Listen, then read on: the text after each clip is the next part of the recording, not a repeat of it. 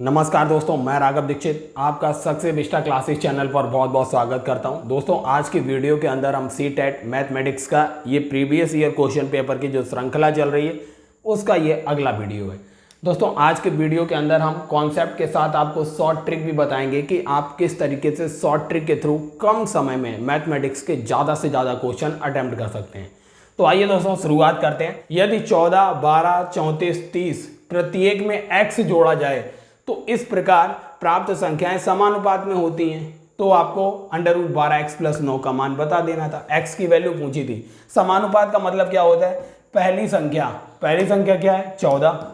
14 में x जोड़ दिया, इसका अनुपात दूसरी संख्या क्या है? 12, इसमें x जोड़ दिया, बराबर होना चाहिए। जो तीसरी संख्या है 34, इसमें x जोड़ेंगे का अनुपात जो चौथी संख्या है 30 + x के बराबर होना चाहिए।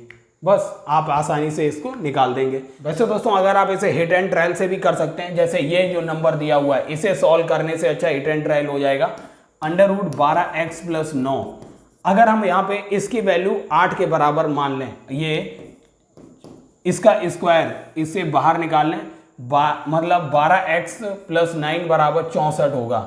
+9 = 64 अगर हमने मान लिया, ये अगर इसके बराबर है तो 64 में अगर 9 जाएगा, 64 में से 9 जाएगा, इसका मतलब कितना बचेगा? 55 बचेगा। 55 का में 12 से अगर भाग देंगे तो पॉइंट में आएगा। अगर आप इसमें पॉइंट में जोड़ेंगे तो ये हमें नहीं लगता समानुपात में होगा।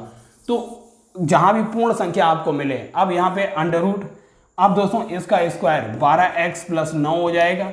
ये अगर 81 इसके स्क्वायर के बराबर रखेंगे तो ये 81 इधर जाएगा तो हो जाएगा 81 - 9 72 हो जाएगा। x बराबर 72/12 6 आएगा। 6 मतलब यहाँ पे पूर्ण संख्या हमको x की मिल रही है। अब 6 इसमें रख के देख लेते हैं। 14 और 6 क्या होगा? 14 और 6 हो गया 20 अपॉन 12 और 6 क्या हो गया? 18 बराबर 34 और 6 हो जाएगा 40, 30 और 6 हो जाएगा 36। देखिए आप, 2 धाम 20, 2 निम 18 और 4 धाम 40, 4 निम 36, 10/9 बराबर 10/9 समानुपात में आ गया। तो आपको इतना लंबा चौड़ा मशक्कत नहीं करना था, इसकी मल्टीप्लाई करके वैल्यू निकालना नहीं था। हिट एंड ट्रायल भी आप कर सकते हैं, डायरेक्टली ये जो दिया है इसी में ऑप्शंस के थ्रू जा सकते हैं जैसे हमने किया। तो इस तरीके से अगर आप करेंगे तो बहुत जल्दी हो जाएगा क्वेश्चन। अब देखते हैं दोस्तों ये क्वेश्चन आपका मैथमेटिकल जो कॉन्सेप्ट रहता है उससे संबंधित है। निम्न कथनों में से कौन सा सत्य है? सममित पूछा गया है। सममित, आप देखिए दोस्तों, सममित का मतलब होता है, जैसे सममित का मतलब अगर हमने मान लीजिए कोई एक एंगल बनाया, अब इसका सममित वो लाइन होगी जो इसको 2 बराबर भागों में विभाजित कर दे। इस तरीके से रखा, अगर हम इसको इधर से देखेंगे तो वही चीज दिखना चाहिए और इधर से देखेंगे तो वही, मतलब सेम पार्ट में डिवाइड कर दे, तो इसी को कहते हैं सममिति रेखा। तो पहला स्टेटमेंट दिया था, एक समषड्भुज की केवल 4 सममित रेखाएं होती हैं। दोस्तों कितना है? षड्भुज मतलब 6 भुजाओं वाला है, तो इसमें 4 सममिति नहीं होती हैं, 6 सममिति रेखाएं होती हैं। पहला ऑप्शन गलत हो गया, सत्य पूछा है। 10 भुजा वाले एक सम बहुभुज की 10 सममित रेखाएं होती हैं। दोस्तों ये बिल्कुल सही है। 10 भुजा वाला अगर एक सम बहुभुज है, सम बहुभुज है, तो इसकी 10 सममित रेखाएं होती हैं। बिल्कुल करेक्ट स्टेटमेंट है। दूसरा ही और स्टेटमेंट करेक्ट होना चाहिए। अब दोस्तों देखते हैं बाकी के अदर स्टेटमेंट भी देख लेते हैं। अदर स्टेटमेंट क्या कहते हैं? अदर स्टेटमेंट में देखिए तीसरा स्टेटमेंट, एक वृत्त की कोई सममित रेखा नहीं होती है। दोस्तों ये बिल्कुल गलत है। एक वृत्त के अंदर असंख्य सममित रेखाएं होती हैं, असंख्य, अपरिमित होती हैं, मतलब उनको परिमित नहीं किया जा सकता। याद रखिए, असंख्य सममित रेखाएं होती हैं, इसमें दिया है नहीं होती हैं, तो ये भी गलत है। चौथा क्या है? एक कोण की 2 सममित रेखाएं नहीं होती, एक कोण की 1 सममित रेखा ही होती है, उसको केवल एक ही उसका समद्विभाजक हो सकता है, तो ये भी गलत है। तो दूसरा ऑप्शन बिल्कुल करेक्ट था। अब दोस्तों देखते हैं अगला क्वेश्चन क्या है। अगला क्वेश्चन दोस्तों ये भी क्वेश्चन दोस्तों बेसिक सा क्वेश्चन है जो आप इजीली इसे सॉल्व कर सकते हैं। इसमें आपको समीकरण हल करना है, बस x का वह मान आपको निकालना है जो समीकरण ये दिया हुआ था को संतुष्ट करता है, तो वह निम्न समीकरण को भी संतुष्ट करेगा। आपको x की वैल्यू निकालना है, फिर वही वैल्यू इसमें रखना है और बताना है कि कौन से समीकरण को x की वैल्यू संतुष्ट कर रही है। तो बहुत इजी क्वेश्चन है, आपको सॉल्व करना, बस इसको अंदर मल्टीप्लाई करेंगे तो ये हो जाएगा 10x प्लस 60 हो जाएगा, ये हो जाएगा प्लस 8x माइनस का 24 बराबर ये हो जाएगा 25x माइनस का 20 हो जाएगा। बस हल कीजिए, 10x और 8x हो गया 18x, 18 जब ये इधर जाएगा 18x तो यहाँ 25x है, 25x में 18x माइनस होगा तो आएगा 7x। यहाँ देखिए 60 है, 60 में से जब 24 माइनस होगा तो यहाँ पर आएगा 36 और ये 20 इधर माइनस का इधर आएगा प्लस हो जाएगा, तो ये हो जाएगा 56 बराबर 7x, तो x बराबर 7 अट्ठे 56, x की वैल्यू 8 आ गई। अब x की वैल्यू अगर 8 आई है तो बस रख दीजिए इसे इन इक्वेशंस के अंदर, सॉल्व नहीं करना है हर इक्वेशन को।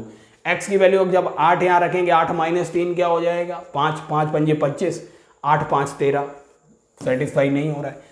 जब यहाँ रखेंगे 8 3 24 में से 5 जाएगा 19 3 57 हो जाएगा, 8 दूनी 16 और 1 17 ही हुआ, यहीं भी सेटिस्फाई नहीं हो रहा है। 8 और 3 हो गया 11, 11 दूनी 22, 8 में से 5 जाएगा तो क्या होगा 3 और 5 3 15 और 4 19, यहाँ भी ये भी सेटिस्फाई नहीं हो रहा है। यहाँ देखिए 8 में से 5 जाएगा तो यहाँ पर बच रहा है 3, 5 3 15 हो जाएगा। यहाँ देखिए 8 में से 3 गया, 8 में से 3 गया तो 5, 5 दूनी 10 और 5 15, यहाँ भी हो गया। तो चौथा ऑप्शन सेटिस्फाई कर रहा है, 15 = 15 आएगा, बिल्कुल सही है। तो चौथा ऑप्शन बिल्कुल इसका करेक्ट है। अब दोस्तों देखिए ये क्वेश्चन आपसे पूछा गया 11x minus 6y plus 7a प्राप्त करने के लिए 5y minus 13x minus 18a में से क्या घटाना पड़ेगा। दोस्तों इसको प्राप्त करने के लिए इसमें से क्या घटाना पड़ेगा, देखिए इसमें से इनमें से क्या घटाएं कि यहाँ 11x प्लस का आ जाए, यहाँ माइनस का 13x है, जब इसे घटाएंगे तो माइनस यहाँ भी आ जाएगा, 13 और 6 19x हो जाएगा, गलत हो गया। यहाँ देखिए माइनस का जब इसे माइनस करेंगे तो ये माइनस यहाँ प्लस कर देगा, माइनस का 13 और प्लस का 5 क्या हो जाएगा माइनस का 8 आएगा, यहाँ हमें 11 लाना है, ये भी गलत है।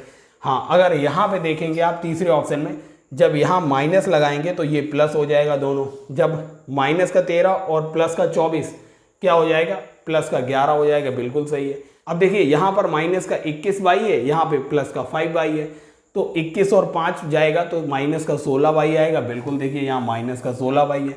अब देखिए 15a प्लस का हो गया और यहाँ पर माइनस 8a जो है माइनस का हो गया, 15 में से 8 अगर जाएगा तो प्लस का 7a बचेगा जो यहाँ पे भी दिया है। इसका मतलब तीसरा ऑप्शन बिल्कुल करेक्ट है। हमें जो दिया हुआ समीकरण है ये वाले समीकरण में से तीसरा घटाना पड़ेगा तब हमें ये मिलेगा। अब देखते हैं अगला प्रश्न। अब दोस्तों ये भी आपसे जनरल नॉलेज का क्वेश्चन है। गणित के संदर्भ में ग्रामीण क्षेत्रों से विद्यालयों में आने वाले जो बच्चे होते हैं, निम्न में से कौन सा कथन उनके बारे में सही नहीं है। पहला कथन दिया हुआ था उन्हें विधिवत गणित सीखने की कोई आवश्यकता नहीं है क्योंकि वह उनके काम नहीं आएगा। बिल्कुल गलत स्टेटमेंट है, क्योंकि गांव के बच्चे हैं तो उनके काम नहीं आएगा, ऐसा स्टेटमेंट बिल्कुल इलॉजिकल है। दूसरा स्टेटमेंट देखिए, उनके पास मौखिक गणितीय परंपराओं और ज्ञान की प्रचुरता होती है। दोस्तों ग्रामीण क्षेत्र में रहने वाले जो लोग होते हैं, आप देखेंगे जो बच्चे हैं वह गणितीय संगणनाओं से जुड़े रहते हैं, जैसे खेत की माप हो गई, माप तौल से संबंधित जो गणितीय गणनाएं होती हैं उनसे वह बचपन से ही जुड़े रहते हैं। तो हाँ ये बात सही है, उनके पास मौखिक गणितीय परंपराओं का ज्ञान प्रचुरता में है, उन्हें गणित का कोई ज्ञान नहीं है। ये तीसरा स्टेटमेंट गलत है। उनकी गणित में संचारण निपुणता निकृष्ट है, मतलब कम्युनिकेशन स्किल्स उनकी डाउन है, ये कह रहा है चौथा स्टेटमेंट, ये भी बिल्कुल गलत है। तो दूसरा ऑप्शन बिल्कुल करेक्ट है, मौखिक गणितीय परंपराओं और ज्ञान की प्रचुरता उनके अंदर होती है। अब दोस्तों ये देखिए, ये क्वेश्चन आपसे पूछा गया निम्नलिखित कथन में से गणित के संदर्भ में कौन सा सही है आपको बताना है। गणित एक उपकरण है, गणित एक प्रकार की कला है, गणित एक भाषा है। दोस्तों गणित एक उपकरण भी है, बिल्कुल टूल की तरह यूज किया जा सकता है। गणित एक प्रकार की कला आर्ट भी है और गणित एक प्रकार की भाषा भी है, लैंग्वेज भी है। बिल्कुल दोस्तों, इसलिए इसका जो ऑप्शन होना चाहिए तीनों करेक्ट होना चाहिए। ऑब्वियस सी बात है, चौथा स्टेटमेंट बिल्कुल करेक्ट हो जाएगा, ए बी और सी। अगला क्वेश्चन है दोस्तों, निम्न भिन्नताएं हुई थी 44/49, 33/38, 22/25, 24/29। आपको इसको अवरोही क्रम में लगाना था, डिसेंडिंग ऑर्डर में लगाना था। तो सबसे पहले सबसे बड़ी आएगी, आपको दोस्तों ये भिन्ने सॉल्व करने में काफ़ी ज़्यादा मशक्कत करनी पड़ेगी, लेकिन हम आपको बता देते हैं, बहुत ईजी वे में हो जाएगा। आपको सबसे पहले देखिए इनमें सबसे बड़ी भिन्न कौन सी है, आपको ये निकालना है। तो आप देखिए सबसे बड़ी भिन्न निकालने के लिए आपको जैसे पहले ये दो भिन्ने हमने उठाई, 44/49, 33/38। अब आपको इन भिन्नों को सॉल्व करना और बताना है ये कौन सी बड़ी होगी इसके अंदर भिन्न, आपको ये सॉल्व करने के लिए दोस्तों आपको दो नंबर का वो मल्टीप्लाई करने की एक शॉर्ट ट्रिक मेथड हम बताते हैं। अगर आप इससे प्रैक्टिस करेंगे ना तो ये आपको पहले तो लॉन्ग लगेगा, लेकिन जब आप इसकी प्रैक्टिस कर लेंगे तो बहुत इजी मेथड बन जाएगा और आप बहुत जल्दी कर लेंगे। जैसे आप क्या कीजिए, जो दूसरी संख्या है इसके हर का पहली संख्या के अंश से मल्टीप्लाई करना है। तो 44 गुणा 38 करने के लिए आप क्या कीजिए, 8 चौक 32 नीचे रखिए, जो कैरी है वो 3 है। अब आप क्या कीजिए, 8 चौक इसका इन दोनों का मल्टीप्लाई किए, 8 चौक 32 और 4 3 12, 12 और 32 हो गया 44, 44 में 3 जोड़ेंगे ये हो जाएगा 47, फिर कैरी हुआ 4। अब इन दोनों का मल्टीप्लाई कीजिए, 4 3 12, 12 और 4 ये वाला कैरी जोड़िए 16, 16 72 जो है इन दोनों का मल्टीप्लाई है। ऐसे ही दोस्तों ये 49 और 33 का मल्टीप्लाई कीजिए, 49 और 33, 9 3 27 यहाँ लिखिए, 2 कैरी हो गया। आप इनका मल्टीप्लाई कीजिए, 4 3 12, 12 9 3 27, 27 और 12 39, 39 में 2 जोड़ेंगे 41, कैरी हो गया 4, 4 3 12 और 4 16 17। आप देखिए इन दोनों में कौन बड़ा है, 16 72 बड़ा है, मतलब अंश वाला 44 जो है ये मल्टीप्लाई हो रहा है तो ये बड़ा है। इसका मतलब ये वाला नंबर भी बड़ा होगा 33/38 से, जिसका दोस्तों ये 44 गुणा 38 देखिए बड़ा है, तो ये वाला संख्या बड़ा है। अगर दोस्तों 49 गुणा 33 इसका अंश से गुणा करने वाला बड़ा होता तो ये बड़ा हो जाता। तो ये दो कॉन्सेप्ट आप समझिए, फ्रैक्शन को कैसे कंपेयर करते हैं, तो ये गुणा करके, और दूसरा 2 डिजिट को कैसे इजीली मल्टीप्लाई कर लेंगे। आप अगर इसकी प्रैक्टिस करेंगे ना तो अब आप इजीली इस टाइप के मल्टीप्लिकेशन को बहुत से कम समय में सॉल्व कर पाएंगे। तो आपको पता चल गया 44/49 33/38 से पहले आना चाहिए। तो बस देखिए ऑप्शन आपके कट होते जाएंगे। यहाँ देखिए 44/49 सबसे लास्ट में दिया है, 33/38 से पहला गलत। 44/49 देखिए यहाँ 33/38 से पहले दे दिया गया है, ये भी गलत। तो इसका मतलब 2 ऑप्शन तो आपको यहाँ पे तुरंत गलत हो गए। अब तीसरा और चौथा ऑप्शन बचा है। यहाँ 44/49 सबसे पहले दे दिया है, बिल्कुल सही। अब आपको इन दोनों में कंपेयर करके देख लेना है, 22/25 और 33/38। तो आपको इजीली पता चलेगा 22 और 38 का गुणा करने के लिए कैसे करना है। 22 और 38 बहुत इजी वे में, 8 दूनी 16, 8 दूनी 16 और 3 दूनी 6 और 16 हो जाएगा 22। 22 में ये वाला एक कैरी जोड़ेंगे तो 23 हो जाएगा, कैरी 2 हो गया। अब 3 दूनी 6 और 2 836। ऐसे ही 33 और 25 का गुणा कीजिए, 33 और 25, 5 3 15 हो जाएगा, 5 3 15, 3 दूनी 6 और 15 21, 21 में 1 जोड़ेंगे तो ये हो जाएगा 22, फिर कैरी हुआ 2, 3 दूनी 6 और 2 8। मतलब यहाँ देखिए 825 बड़ा है, मतलब जिसका अंश 22 है वो वाला संख्या बड़ा है। ये जो है ये वाली संख्या बड़ी है। इसका मतलब 33/38 जो है 22/25 के बाद आएगा। इसका मतलब यहाँ देखिए पहले आ गया, तो ये भी गलत। ऑप्शन तीसरा बिल्कुल सही है। दोस्तों ये तो हम आपको समझाने के तरीके से बता रहे थे। अगर दोस्तों आपको इस टाइप का मल्टीप्लिकेशन का ट्रिक या आ गया और ये फ्रैक्शन को कंपेयर कैसे करते हैं, अंश और हर का मल्टीप्लिकेशन, ये 2 ट्रिक आ गई, तो इस टाइप के क्वेश्चन आप 50 सेकेंड से लेके 1 मिनट के अंदर कर लेंगे। मायरा किसी पैकेट को पहुंचाने के लिए 5 किलोमीटर दूरी पर अपनी सहेली के घर साइकिल चलाकर जाती है। वह जाते समय 12 किलोमीटर प्रति घंटा की चाल से जाती है और लौटते समय 8 किलोमीटर प्रति घंटा की चाल से लौटती है। उसकी समस्त यात्रा की औसत चाल क्या है। दोस्तों यहाँ पे एक चीज़ कॉमन है, जाने की और आने की जो डिस्टेंस है, दूरी है, वह कॉमन है। 5 किलोमीटर वह जाती है और 5 किलोमीटर आती है। जब भी दूरी आपकी कॉमन हो, कांस्टेंट हो, उस सिचुएशन में जो एवरेज स्पीड होती है, एवरेज स्पीड क्या होती है, ट्रिक याद रखिए, दोगुना कीजिए जाने की स्पीड 12, गुणा कीजिए 8 आने की स्पीड, अपॉन कीजिए जाने की स्पीड प्लस आने की स्पीड। तो ये हो जाएगा 2 गुणा 12 गुणा 8/20 हो जाएगा, तो आएगा 2 धाम 20, 12 अट्ठे 96/10 हो जाएगा 9.6 किलोमीटर पर आवर जो हो जाएगी एवरेज स्पीड। दूसरा ऑप्शन बिल्कुल करेक्ट है, 9.6 किलोमीटर प्रति घंटा। अब देखते हैं अगला प्रश्न। दोस्तों ये प्रश्न देखिए, पूर्णांकों 1 से 100 तक के मध्य अभाज्य युग्मों की संख्या क्या है। अभाज्य युग्म क्या होते हैं? अभाज्य युग्म, अभाज्य युग्म का अर्थ होता है ऐसी दो संख्याएं जैसे 3,5, इनके बीच 2 का डिफरेंस होना चाहिए और वह दोनों अभाज्य होनी चाहिए। जैसे 3 और 5 ये अभाज्य युग्म हो गया, इनके बीच डिफरेंस 2 का होना चाहिए और वह संख्याएं अभाज्य होनी चाहिए। तो ऐसे 1 से लेकर 100 तक ऐसे कितने ग्रुप बनेंगे, आइए हम बताते हैं कितने ग्रुप बनेंगे। दोस्तों देखिए, ये जो ग्रुप बनेंगे, ग्रुपों की संख्या, पहला हो गया 3 और 5, इसमें देखिए डिफरेंस कितना है, 2 का डिफरेंस है और दोनों अभाज्य हैं। 5 और 7 2 का डिफरेंस है, अभाज्य हैं। 11 और 13 2 का डिफरेंस है। 17 19 2 का डिफरेंस है। 29 और 31, 41 43, और इसके बाद जो हो जाएगा लास्ट का ग्रुप, लास्ट के 3 जो हैं 59 और 61, 71 और 73। तो ऐसे कितने ग्रुप हो गए टोटल जो अभाज्य युग्म बनाते हैं? 1 2 3 4 5 6 7 8, 8 ये अभाज्य युग्म है 1 से लेके 100 तक, याद रखिए। तो इसका करेक्ट ऑप्शन हो जाएगा, चौथा ऑप्शन करेक्ट है। अभाज्य युग्मों की संख्या 1 से 100 तक होगी 8।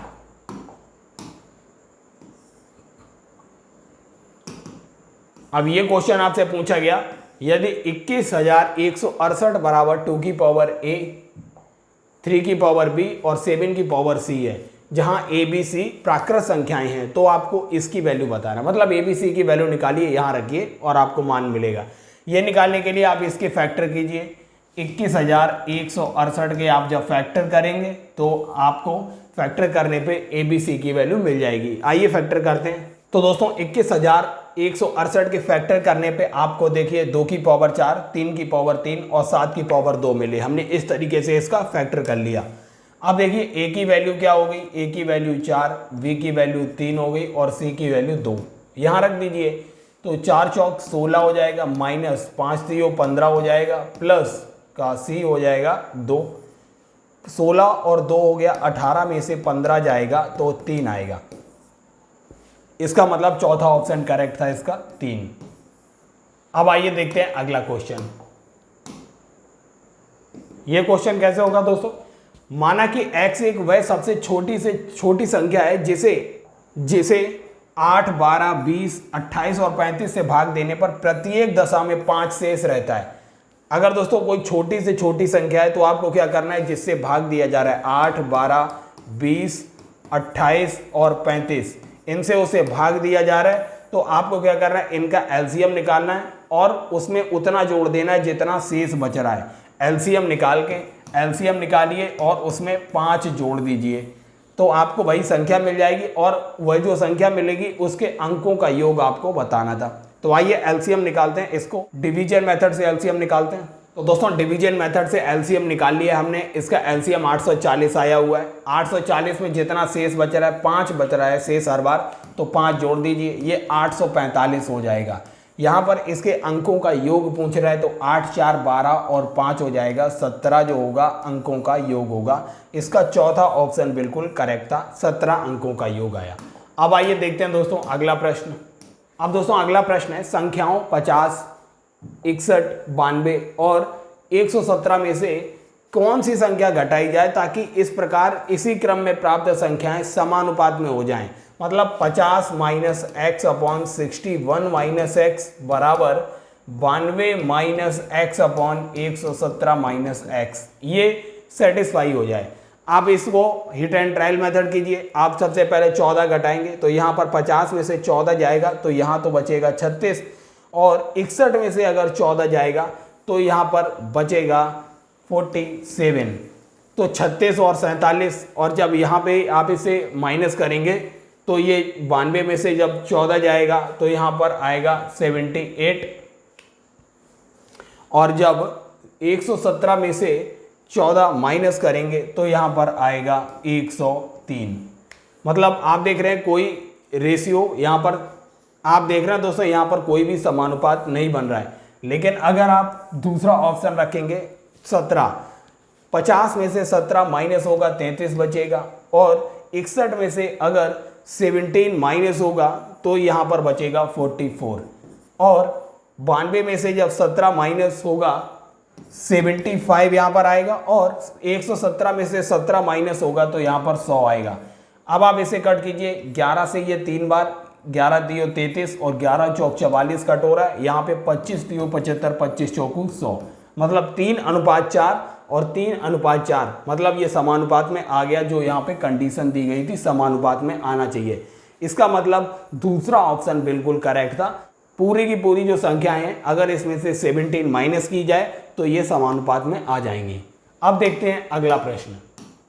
अगला क्वेश्चन है दोस्तों, 1710 रुपए को एक राशि जो है उसको ए, बी और सी में इस प्रकार बांटी जाती है कि ए का 4 गुना, अगर हम ए का कर दें 4 गुना, बी का 6 गुना, बी का कर दें 6 गुना, और सी का कर दें 9 गुना, सी का कर दें 9 गुना, तो ये तीनों बराबर हो जाती हैं राशियां। तो दोस्तों आपको ए और सी की मिली राशियों का अंतर बताना है। दोस्तों यहाँ पे कुछ नहीं करना है, यहाँ पे देखिए 4, 6 और 9, मतलब इस अनुपात में उनको ये धन मिलता है। तो ए को कितना धन मिलेगा, 4 बटा कीजिए। दोस्तों ये गुना जो दिया गया है एक तरीके से अनुपात है, 4:6:9 के अनुपात में उनको धन मिला है। तो ए को कितना मिला होगा, 4/4 + 6 + 9, 9 6 15 और 4 19, 4/19। इसको अगर 1710 से मल्टीप्लाई करेंगे तो हमें ए को मिला हुआ धन, पर ए को कितना धन मिला ये पता चल जाएगा। 19 निमा 171 हो जाएगा, 9 चौक 36, 360 रुपए जो हैं ए को मिले। और सी को कितने मिले होंगे, बस सी का अनुपात क्या है, 9, तो 9 अपॉन ये नीचे आ जाएगा 19 गुणा 1710, 19 निम्मा 171 हो जाएगा, 9 निम 81, 810 रुपए जो हैं वो सी को मिले। अब ए को 360 और सी को 810, दोनों का अंतर निकालेंगे तो क्या आएगा, अंतर आएगा 11 में से 6 गया 5, यहाँ पे बचा 7 में से 3 गया 4, 450 रुपए दोनों का अंतर है, जो कि ऑप्शन दूसरा बिल्कुल करेक्ट हो गया। तो इस तरीके से आप इजीली निकाल सकते हैं। यहाँ पे जो ये गुना राशि दी हुई थी ये एक तरीके से ABC को किस अनुपात में धन मिला उसके बराबर थी। अगला क्वेश्चन है ये दोस्तों, टोकरियों A और B में रखे फलों की संख्या का अनुपात 7:9 है। अब आगे क्वेश्चन में कह रहा है यदि टोकरी A में से 6 फल निकालकर टोकरी B में डाल दिए जाएं। हमने मान लिया 7x - 6 इसमें से निकाल के टोकरी B में डाल दिए गए 9x + 6, तो ये किसके बराबर होना चाहिए, 1:3 के बराबर होना चाहिए। इसे हल कीजिए आंसर मिलेगा।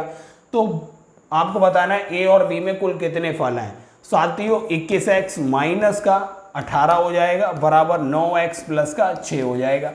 तो इधर आएगा तो 21 में से 9 अगर माइनस करेंगे तो आएगा 12x बराबर हो जाएगा 24, तो x की वैल्यू 2 आएगी। x की वैल्यू 2 आने का मतलब टोकरी ए में कितने फल थे, 7 दूनी 14 और टोकरी बी में 9 दूनी 18, तो 14 टोकरी ए में और टोकरी बी में 18 फल थे। तो आपको कुल फल कितने हो गए, 14 और 18 अगर आप जोड़ेंगे तो ये आएगा 32 फल थे टोटल। दूसरा ऑप्शन बिल्कुल सही है, 32 फल।